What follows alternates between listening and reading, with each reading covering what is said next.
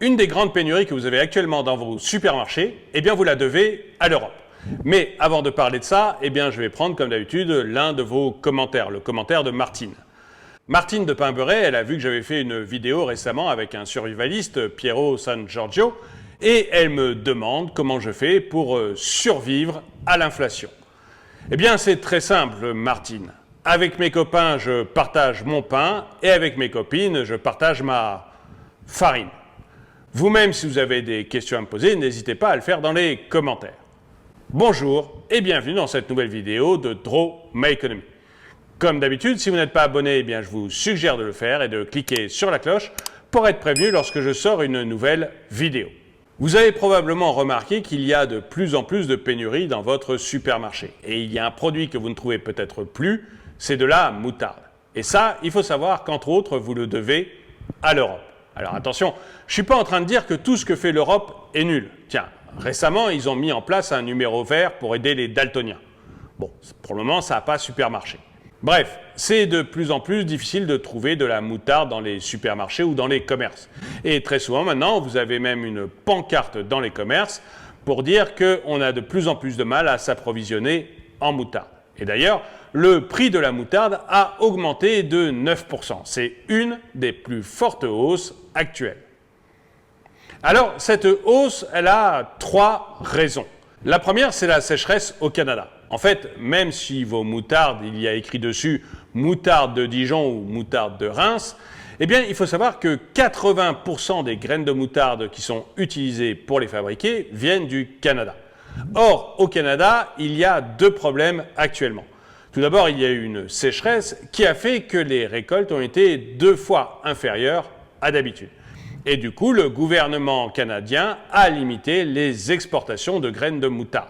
Et même en dehors de la sécheresse, parce que le réchauffement climatique a souvent bon dos, même en dehors de la sécheresse, les Canadiens se sont mis à planter 2 fois moins qu'avant. Bref, les exportations de graines de moutarde du Canada ont baissé de 28%.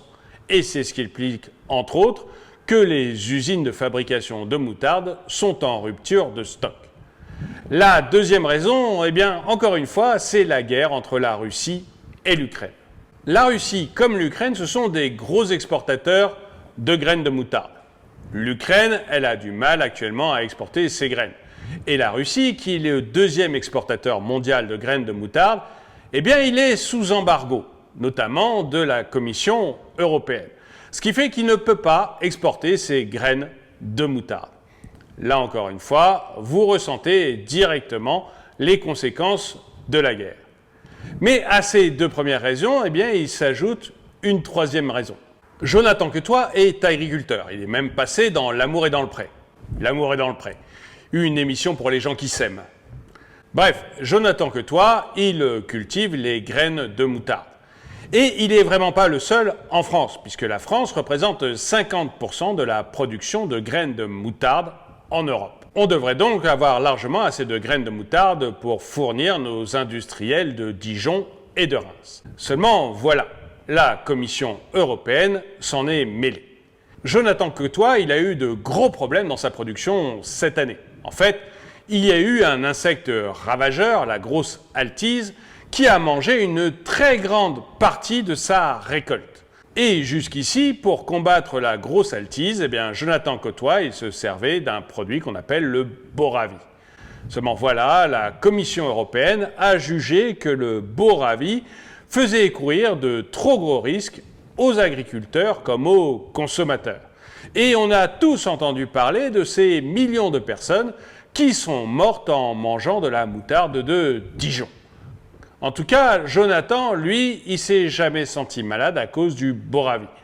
Mais visiblement, il y a un fonctionnaire à Bruxelles qui trouve que c'est extrêmement dangereux et qu'il faut l'interdire.